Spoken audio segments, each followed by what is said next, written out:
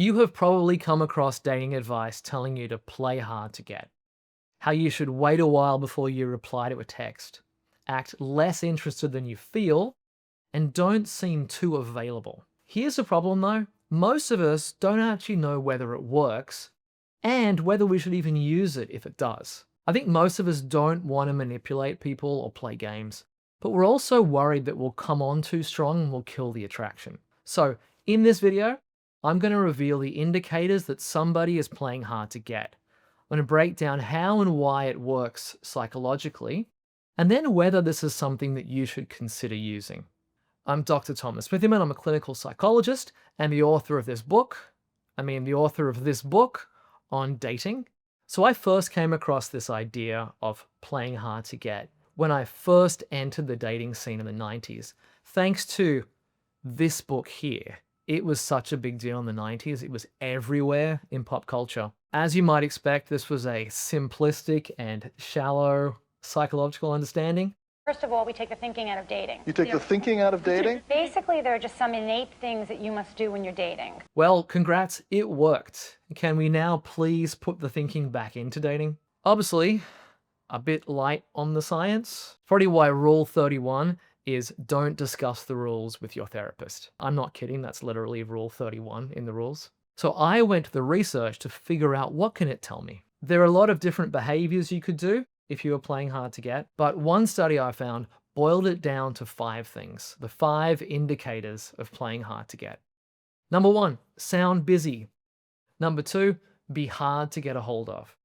Number 3, have limited availability. Number 4, show initial interest followed by decreasing interest. And number 5, seek attention and then disregard it. Do you play hard to get? If you're not sure, then think about this situation. You went on a first date yesterday with someone that you genuinely liked, right? The conversation flowed, there's mutual interest back and forth, and you left feeling optimistic, not anxious about it, you're not confused. And then today at 2 p.m., you receive this text saying, "Hey, I had a really great time last night. I would love to see you again. When are you free?" So how long would you take to respond? And when would you tell them you're available? What would your first thought be? Like, would it be, oh, I want to reciprocate this expression of interest? Or maybe, I don't want to seem too eager. People want what they can't have. If you dig around in the psych research, what you'll find is this. Yeah, it works if it's done in a specific way. There's a lot of detail here I'm going to try to not get too deep in. So I'm just going to try to demonstrate this whole idea with this candy bar. So I'm going to go through all these scenarios and I want you to imagine your level of attraction each time. Okay, for this scenario, what if I went up to you and I was like, "Oh my God, please take this.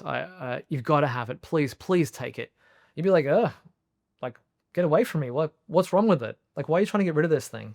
Because it's too available, our assumption of its value goes down. We assume there's something wrong with it. On the other hand, if I'm like, "Hey, I have this candy bar and it's got really high standards. So not everyone deserves it, but I'm going to pick out the right person who does deserve it."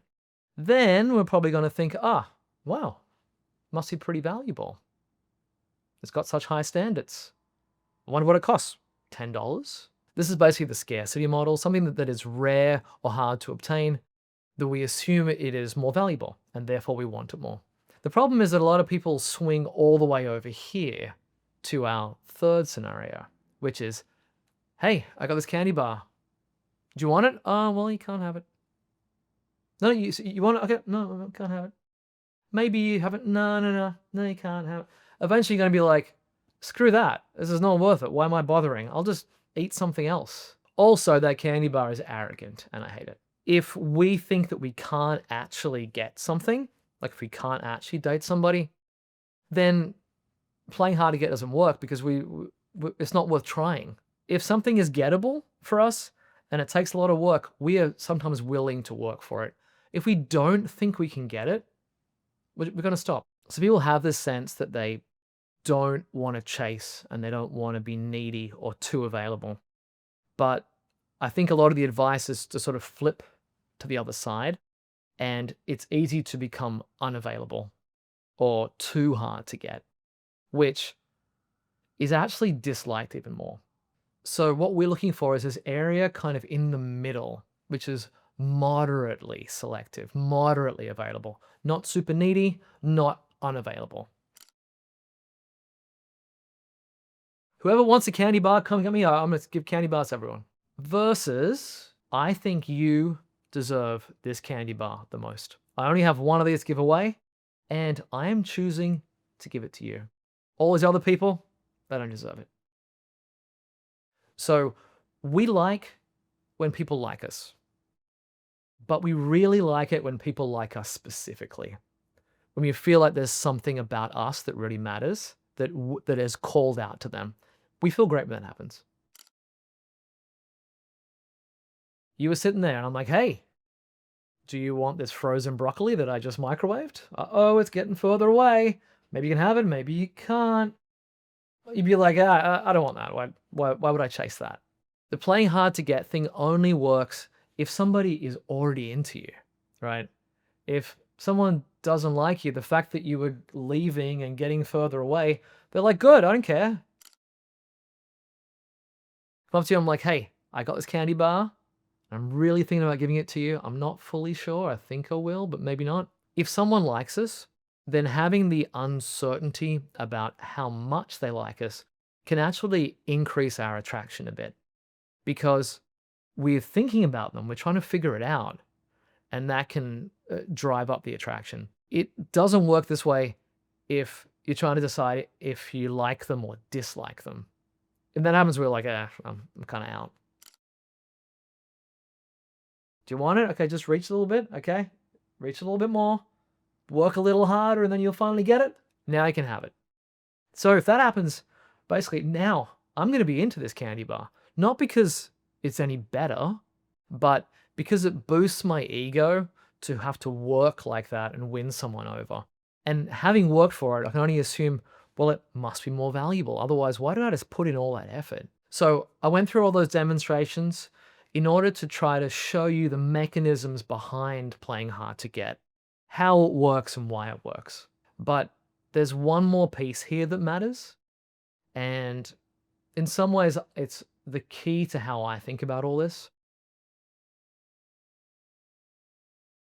There's a big difference between wanting someone and actually liking them. So you can feel pulled towards a person, you can think about them a lot, you can want their attention, but still not feel especially good when you're with them. One side has more to do with anticipation and craving, and the other has more to do with like enjoyment, right? So playing hard to get mostly leans on that first one when it's used as a tactic. Attraction can go up, but the experience doesn't necessarily feel warm or enjoyable. It often feels like a bit edgy, or we feel a little preoccupied or obsessive. That really is the difference between wanting and liking. This idea comes out of the addiction research, where people talk about wanting something that doesn't actually feel good. They found in this research that wanting and liking are actually two distinct brain pathways. One is acting on dopamine systems and the other one on opioid systems. So some of the research, when we get into this, can show that playing hard to get increases wanting, but actually decreases liking. What happens when the uncertainty stuff stops and you're left with just the actual person? Sometimes what's being chased is not the person at all, but the validation, the relief of the uncertainty, just wanting to know where you stand. And I think that's the question that all this really leaves me with. Even if playing hard to get works, what kind of attraction are we creating? Imagine this actually works, right? Somebody reads the rules or something, they play the game, and they get into a relationship. Do we really think they're like, wow, manipulation was so effective that I'll never do it again? Probably not. If someone starts playing games at the beginning, there's a risk they're going to want to keep playing them. We know that once you're in a relationship, believing your partner is genuinely committed to you is one of the single most important predictors of satisfaction. Therefore, deliberately creating uncertainty around that tends to go pretty badly. I'm going to lead a workshop soon around the psychology of attraction, dating, and connection. If this topic interests you, then make sure you're on the email list for all the latest updates. There's a link in the description. Okay, if we pause and we think about it, how often have you heard people say, yeah, we started out playing games and trying to manipulate and control each other, and then we ended up with a really deep supportive connection. The goal isn't to win a manipulative dating battle. You are in this situation trying to basically develop the closest relationship in your life. There's another issue too, who this filters in and who this filters out. Like, a lot of people don't like uncertainty. A lot of us don't like games. A lot of people don't like feeling manipulated. And those people will tend to leave early. And those are also the people who often value authentic connection, the people who've been shown to be really good partners in long-term satisfying relationships. And they're also the people who are least likely to use those kind of playing hard to get game playing methods themselves. It is easy to get pulled in by someone who's playing hard to get, even if it doesn't feel great to us. But the people who like game playing, and yes, they do exist, they often have traits that don't really predict success in the deeper and longer term connections. It works, but there are some downsides. So, what are we supposed to do? What if you could be genuine and still trigger some of these basic psychological mechanisms? Luckily, we already know from our adventures with candy bars what people tend to find psychologically attractive. We like people who like us, especially when they like us in particular. Early on, we're often intrigued when we're not quite sure how much someone likes us, and we want to know more. We tend to like people here who are moderately selective. And over time, we like to develop a sense of certainty in the relationship as we begin to trust that they actually care about us. So knowing this, you might already sense you don't need tricks to get there. You don't need to play hard to get. You just need to genuinely be a little bit hard to get. The better you know who you are and what works and doesn't work for you, and I'm not talking physical characteristics here, the more naturally selective you will be. And in ways that feel genuine, because they are genuine. You won't be artificially hard to get, but you will only like a subset of people.